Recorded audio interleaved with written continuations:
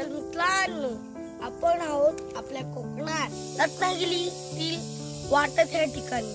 तुम्ही माझ्या मागे पाहताय ना, ते आहे इकडच्या गावदेवतेचे मंदिर. मित्रांनो, इकडे होळीचा सण खूप मजेत साजरी करतात, ज्याला आपल्या कोकणात शिमगा म्हणतात.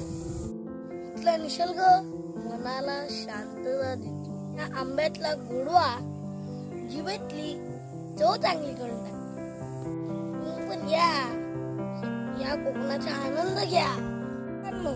पाहताय स्वर्गासारखं सौंदर्य, आंबे, फणस, खूप काय आहे या गावात. या मस्त मजा करा गावी.